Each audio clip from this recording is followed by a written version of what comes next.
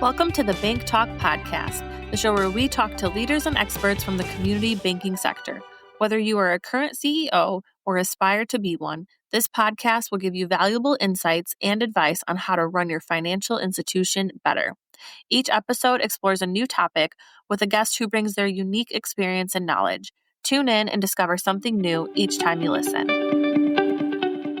Hello, welcome to today's episode of BankTalk. My name is Rich Carty, Sales Executive here at Remedy Consulting. Today's episode, we'll sit down with the CEO of Northfield Savings Bank in Vermont.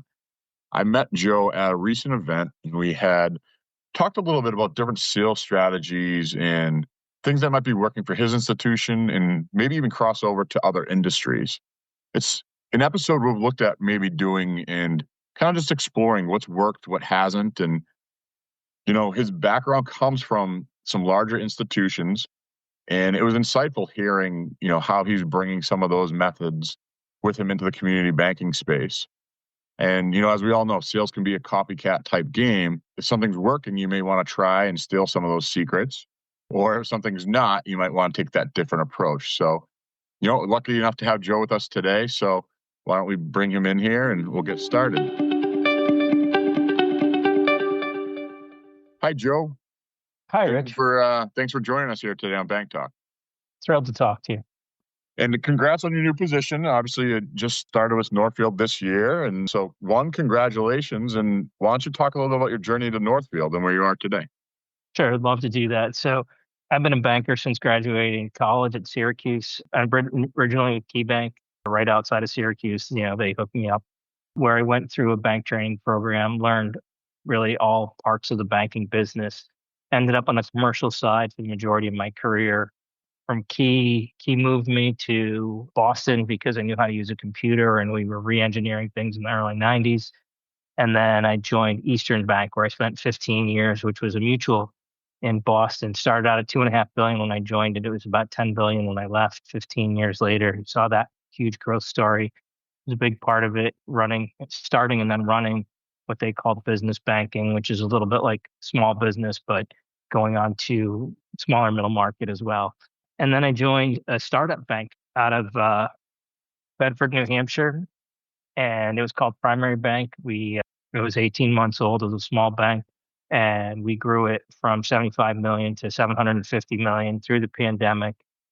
And then I joined TD, where I was before joining Northfield, and relocating from southern New Hampshire to Burlington, Vermont for Northfield, which is a $1.6 billion mutual headquartered in Berlin, Vermont, and with 14 locations. And we've been around since 1867, so over 150 years old of history in serving people in Vermont. Awesome. Thanks for that background. Obviously, you know, you've seen a little bit of you've seen growth on both levels, which was kind of interesting to me when we met. And then, you know, we started talking a little bit about Northfield. Let's talk a little bit about their focus areas and what are some of your goals and initiatives as you kind of step foot there. You know, it's been around for quite a bit. So, you know, talk to us about maybe some change or what's worked and kind of run from it from there. Sure. So our history goes back to Northfield, Vermont, where, if you don't know, Norwich University is headquartered. One of the presidents of Norwich actually founded Northfield Savings Bank back in 1867 to serve the central Vermont community. We've been in central Vermont ever since. In fact, in some of the towns that we have branch locations, we're the only branch and have literally 100% market share. Have been an active residential lender for many, many decades. In fact, I was at an event a couple of weeks ago, and a customer came up to me and said they were a fourth generation Northfield Savings Bank customer, and they were very proud of that. Oh, cool. Over time, we migrated, if you will, northwest to Burlington, where the largest city in Vermont, and branched out from doing just residential mortgages to doing, you know, becoming a full service commercial bank where we are today. Today, we're, you know, call it 60-40 consumer to commercial. And we continue to focus on growing that largely in Chittenden County, which is where Burlington is, and also in central Vermont, where we have long history with lots of small businesses. Yep. No, that makes a lot of sense. Like you're saying, that fourth generation story is powerful. I mean, being the only bank in town is great. Then you don't have as much competition, being in place there. Is there any stories you have, I guess, kind of starting there, based off the locations and having that presence just in that small town of Vermont versus maybe some that have competition? Is there a different way to kind of look at that and through the way that you're doing it? Sure. As we've expanded, and over the years, and we've never done a merger, so all of our expansion has been organic growth. We've had to come into new markets and new towns and tell our story, and tell Vermonters that we're here for them, that we're open for business. We are the largest bank headquartered in the state of Vermont, and that's a testament to our staying power and getting out there, hiring the right people, introducing yourselves to the movers and the shakers in the community, and really getting them comfortable with who you are and your bank and why you're the right place for them. Yeah, absolutely. And let's talk a little bit about, your sales experience. Talked briefly already about, where you came from and what you've seen. How does it differ selling from a bank to selling to a bank or maybe a different industry in your mind? Yeah. So, banks, generally speaking, have the same product, right? We have deposits, we have loans, there we have some ancillary products, but by and large, it's a commodity business at this point. So really, what you're selling is trust. You're selling the story. You're selling, your speed to market, the fact that you understand their business, and that you'll be there to help them when they need it. And that's really what's most important as a banker, because when it comes to money, people react differently. It's one thing if they're buying a car, they can sell a car, if it doesn't work or if they don't like it anymore. But when you're asking someone to trust you with their money, I think it's a little bit different. I think you're absolutely right. And I think, talking different industries and being on the sales side of the house, trust, it just doesn't start from day one. So to your point, you need to be out probably in your communities, you know, get it for them to get to know you. For myself, when I'm, talking to individuals and other institutions, you need to be there to, continue to kind of give that exposure and let them know who you are to some degree. Not to mention, timing and, the product's got to be a fit. But is there any other methodology behind that you kind of could share? Yeah, I think, it's really spending time with prospects and understanding what their need is. When you meet somebody that, and they're looking for a loan, they always start with the same question, what's your rate? Yeah. But Yeah. the rate's not really what's going to drive them to make their decision, because everyone's rate's going to be the same or within, maybe 5 basis points. And if you do the math, it might be a couple dollars a day. Even on big loans, it's a small number. So you really got to almost be an investigator to some degree, and ask the right questions to get them to tell you sort of what their real issue is. Is it timing? Is it, a particular concern or covenant? Is there something else that's driving them to either, make a change or do something? And then once you find out what that hot button is for them, it's really structuring around it. Or in the case of, if someone's buying a home or buying a piece of real estate and there's a execution, they need certainty of close, just showing them and then delivering on when they need to hit their deadlines, that you're going to be there for them. Yeah, I think you're right. You do need to understand, who you're selling to. In my previous life, I was a financial advisor, working with the 457B plan for the Commonwealth. And, if I had someone come into my office, at age 25 or 65, just because they said they may want to be aggressive within funds or more conservative, that doesn't mean you're going to give them the same exact, pitch and product, because again, there's a lot more complexities behind that. And similar today, for on the remedy side, when we take a look at the technology, maybe like the needs analysis, each institution has so much more behind it than just saying, hey, this core is what's going to work for you, or the digital strategy, whatever that is. It's really kind of getting not only for them to get to know you and earn that trust, like you said, but I think also for, the person doing the selling, you need to understand what's going to be that product or service that best fits their needs too. Exactly. Now you talked, you have more of the commercial side, but let's say, maybe explain to us through your eyes, a commercial lender maybe versus like a mortgage lender. Tell me more like what that job would entail, and if it's more of hunting or farming. If you maybe just your 2 cents there. Yeah, mortgage lenders, it's far more transactional. Not too many people, certainly in Vermont, and this isn't true everywhere, but it's true a lot of places. People buy a home and then stay in it for Yeah. years, if Yeah. not decades.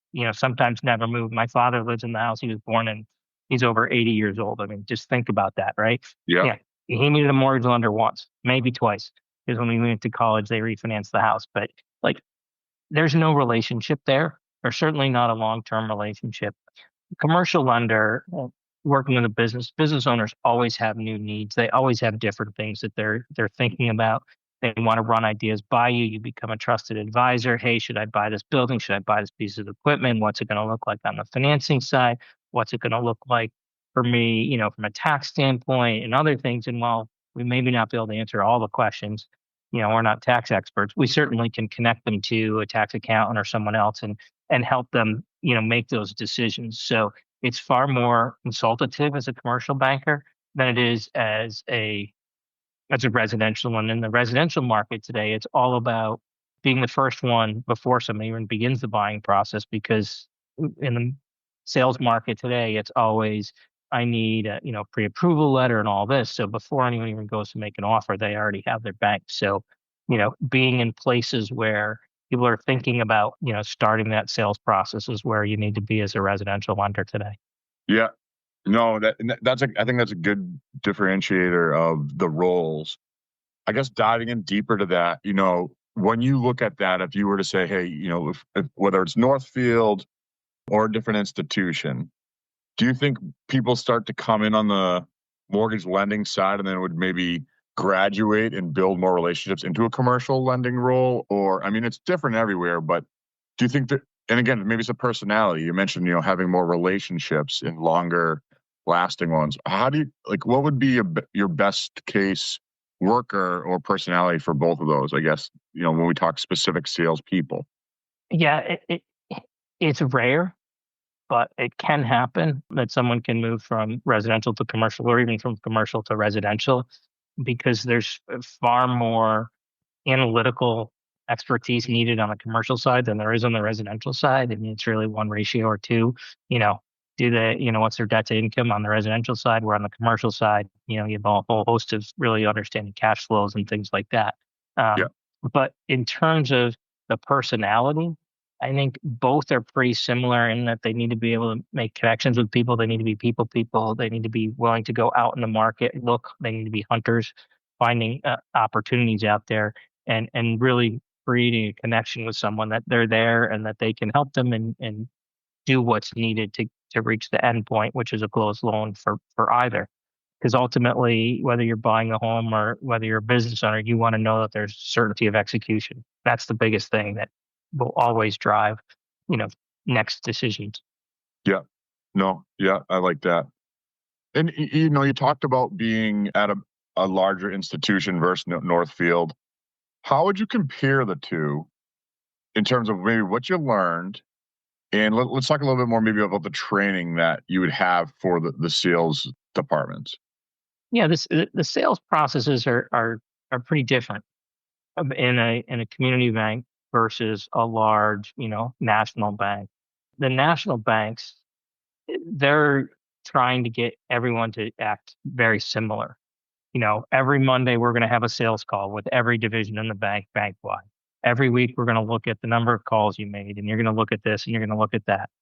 And we'll coach you to, this is how you make a pitch, and here's a pitch book that might be pretty, substantial, that, someone can go out and make a presentation to someone with 2/3 of the information completely filled out. In a community bank, it's much more sort of local coaching, if you will. It's sitting down with a person, because you're able to understanding who they're calling on. Are they calling on the right people? Are they doing it the right way? You can observe them a lot easier on a one-on-one basis, or with, a manager or even a senior manager.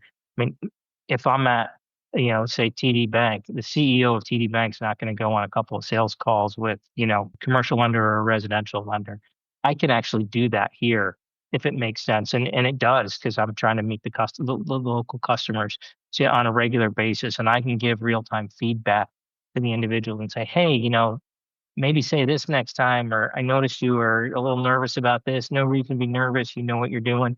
It's a much more like in the moment coaching as opposed to the larger institutions who are going to have, coaching practice sessions where, it's not real, it's role play, and we can have real time feedback at a community bank. We'll be right back. Ever feel like your tech budget's running the show instead of supporting it? You're not alone. Between bloated vendor contracts and outdated systems, a lot of banks are stuck paying more for less. And here's the kicker. Those big tech vendors, their contracts are built to protect them, not you. So if you're hesitating to make bold moves because of tech costs, it's time to flip the script. That's where Remedy Consulting comes in.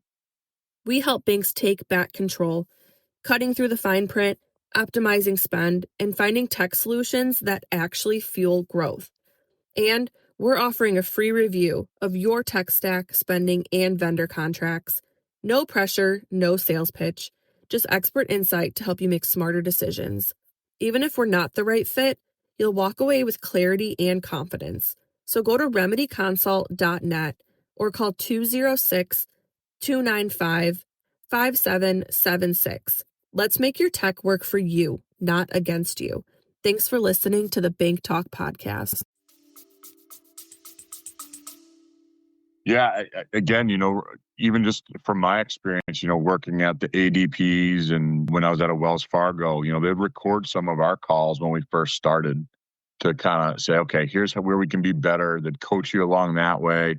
And then they'd even, have you talk to some more senior reps to, whether it's better terms or say, hey, you heard them say this, you could pivot here, versus, other positions I've had. It's okay, let's talk about it after the fact. You're not getting the recording of the live moment, but, it's almost like you kind of have to be ready ahead of time and take more of that personable approach is the way I'd almost put it rather than going from a playbook. Yeah, the other thing too with the larger institutions is the salesperson is really the only person that the larger institutions tend to know. I hate to use TD, but I've been there. 90% of the portfolio had never met the CEO of TD Bank. In New Hampshire or in Vermont for that matter. He's down in Cherry Hill. He's got a huge job. I mean, it's just not the way it works. In Vermont, within 12 months, I'll have probably met 75% of our customers, right? So they're not thinking of just their lender as their only point of contact. They know they can pick up the phone, they can call me, they can pick up the phone, they can call one of our local directors because there's a community there. And so the process, it's not one person saying, hey, I'm the bank. It's the bank saying, hey, we're here for you. Oh, absolutely.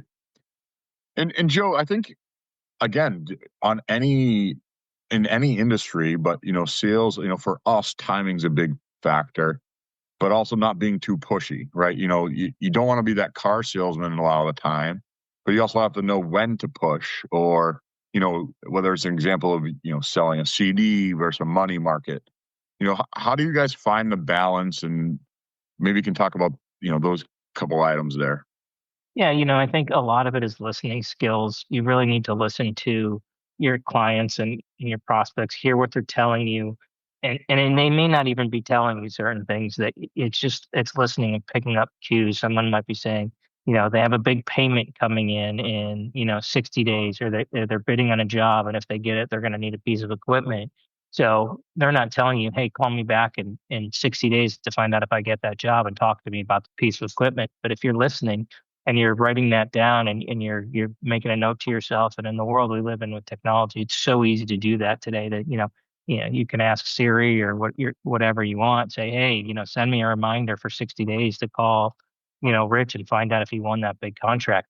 Super easy to do. And then it's, on the money market versus CD, it's really understanding what the needs of the individual are, understanding what their other assets are. Sometimes you're always not always, but the vast majority of the time going to get a higher return on a CD versus a money market, but you lose liquidity, right? So it's important that you understand, both of those things. And if you're talking to your client, you can get a feeling for, hey, When might you need this money? What if an emergency came up? Do you need the money, or is there other avenues that you could get so that you wouldn't have to break the CD? Because if you do that, then you lose all the interest, right? And so you want to make sure you're doing the right thing for your client, and that's really asking the right questions. Yeah. Well, here's a good question to piggyback off that, because I think in any organization, it's, where do you pull from that? If you had to hire someone new into a certain role, it's kind of like what came first, chicken or the egg? In your mind, do you think it's easier to say, take someone in the banking industry and groom them to become a salesperson because maybe they have the knowledge and then they can learn to listen and use that? Or do you think it'd be better to find someone, who's a savvy sales representative and teach them maybe more on the banking side of the house, whether that's terminology and product, what would be your approach there? And again, you can talk whether that's for the larger organization or even the community size, but just kind of curious to hear your thought. Yeah, that's a great question. It's a little bit of both. When I started out creating the business banking group at Eastern, my boss and I used to go back and forth on this very question.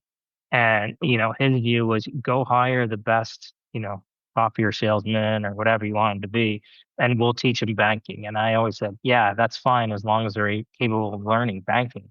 You need to find Yeah. someone who understands math starting. And you believe it or not, there are people that's just not a strength of theirs. I mean, I find that hard to believe because I analyze everything and, my brain works that way, but Right. not everyone else does. So it's important to really hone in on that a little bit while at the same time going out and, finding someone that has that sales skills. I used to ask a silly, you know, almost brain teaser math question that, you could get wrong. You could do the math right, but get the question wrong, which says, hey, I understand math, but, you didn't necessarily quite understand the question. And the second you come up with the wrong answer, I say, okay, so now what's the right answer? That's the wrong answer, but good math. You got to think about the question again. And they really sort of start thinking about it. And it goes back to that sort of listening skills and probing what someone's really asking when they ask you a question. And it's worked that particular question, I don't ask it anymore, but worked very well for me for a long time. And people remembered it and would say, oh, I remember when you asked me that question. Yeah. It's funny you say that because when I was managing a team and we would hire certain individuals for roles, we would ask silly questions that you did kind of like, I think we did one, what type of animal would you be? And you did look at you like, why are you asking me this question? But it was more behind like what you're saying, what are maybe you can find that personality trait that you're saying, are they going to be able to listen to it and apply it to what's needed within the job function? So I think that makes a lot of sense. Absolutely. Realistically for growth next year, you talked about being more on the organic growth side. What's a realistic growth number maybe for you or even the industry? And what are you seeing as some of the challenges on the sales side to find some growth? Yeah, well, the biggest challenge in the growth story is, there's not a lot of growth overall in the economy.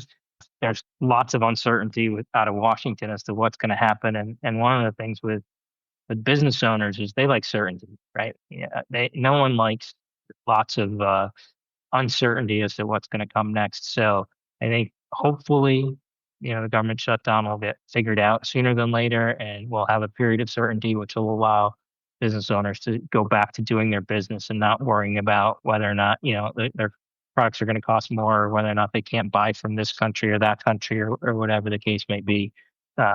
In terms of our growth, I mean, we've grown steadily over the years. We're planning on growing again. 2 to 3%, I think, is reasonable. Maybe we could push 5%, which on $1.6 billion bank is decent growth, especially when you factor in amortization of loans that those go down, so you have to replace them with more. And same thing with deposits. People are constantly redeploying deposits to short-term assets. The biggest challenge to that is really figuring out how to make more calls, more relationships, more good customers, and telling our story. And that's where we're going to invest a little bit of our money this coming year is in marketing. It hasn't been something we've been great at over the years. And we really need to do a better job getting our story out to the community as to who we are and why banking with us makes a lot of sense. I think it's more important now than it's ever been. And we have a great story to tell. It's common in New England. We talk about, if you do something for good and you tell someone, then you haven't done it for the right reason. So we tend not to tell people our story of the good things that we've done, both in Vermont with our nonprofit, with, giving to nonprofits, with helping customers and things like that. But in the world we live in today, it's social media and, instant news cycles. It's very important that we tell our story and get people to know all the good that we have done and why we're the right partner for a Vermont business. Yeah, I would agree, and I wish you well there. That seems like a good message and mission to kind of keep your growth and hopefully hit those numbers as we head into 2026. And I guess just the last question. I mean, you talked about your growth that you had at Eastern Bank. You talked about, the other small startup in New Hampshire profile. And, I'd listened at another event of a success story from another group that talked about the data that they were using and they put into a campaign and that brought in older customers that, maybe weren't as engaged, and that we could spend a whole nother episode on that one. But I want to see maybe kind of because when we talked at the event that we met, you talked about, I believe it was Eastern, that went from a non-sales culture to a more focused or dedication to sales. Maybe talk a little bit about that story and what might resonate or what you can take from that experience to where you are today or anyone else listening that would be fruitful. Well, I think it starts from the top and setting the objectives. In a board meeting, we were talking about, the number of customers we had and how we had good growth, but we didn't have good growth in customers. But at the same time, we haven't ever incented or measured the number of new customers a banker brings in. We're going to add that to their targets going forward. So it's not enough to just increase the number of dollars you bring in or increase relationships. Those are important. Don't get me wrong, but it's also important that we're bringing in new customers. And where we're really going to focus on that is sort of those emerging customers. If you can get a customer when they're starting out, you can have a customer for life as long as you don't screw it up. I mean, there's a countless stories of, someone starting, with a small company that has grown over time to be a much larger company. With us, we have some of those customers and we need to get more of them and we need to help the next generation because, there's a graying market of business owners today. And a lot of those businesses are going to be passed down to kids. Some of those businesses are going to be sold to new entrepreneurs, and we need to make sure that we're focused on that market opportunity. Oh, that's great. It makes a lot of sense. It makes me almost think of like, not to use a sports analogy, but locally the Patriots get Drake May as their quarterback in the draft, and they bring him in on, and now their future looks bright to hopefully not only develop things around the team, but get him a bigger contract and add on, and just seems to be a brighter future when you have something like that as you bring them on as a net new. Absolutely. Anything else I missed, Joe? Anything else you wanted to add, whether it is sales related, within your bank or anything else you maybe wanted to touch upon that you think would be worthwhile to the listeners? Yeah, I would say that we're a people business for all the discussion of technology and all the changes that technology's happened in banking, and it's been significant. And it was accelerated by COVID, where people didn't have to go into the branch, Right. didn't have to come into the bank office. It's still a people business. People are still picking up the phone. They want to talk to a human being. They want to talk to someone they know. People still go into the branch. They don't go into the branch to open accounts. They go into the branch to say, how do I reset my online account or help me through this? And you know why they go into the branch? Because they can't talk to someone over the phone and figure out how to do it. I mean, I tried to talk to my father about how to, fix his iPhone. It's really hard to do over the phone. It's really easy to do in person. And, our branches are going to become more of those and our bankers are going to become more tech savvy, but they still are going to need to have that personal touch and connection with the customers because that's ultimately what's going to drive our business at Northfield Savings Bank. And I'll say the business of most of our competitors. It's really that personal connection we make with our clients.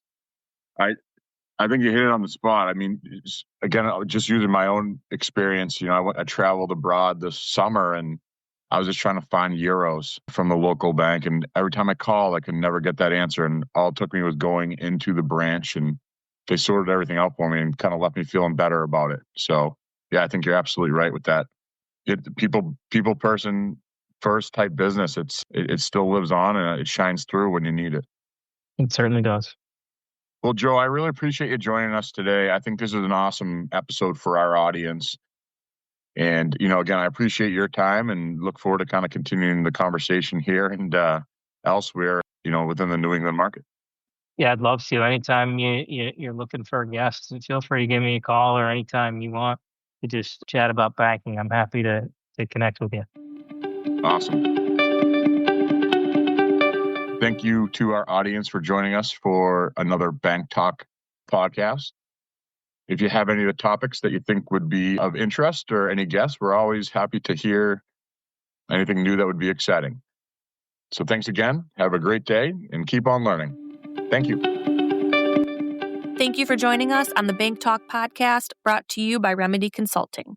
If you enjoyed today's conversation, please rate, review, and share our work with others. To stay up to date with future episodes, be sure to follow the show and turn on notifications. Thanks again, and we'll see you next time.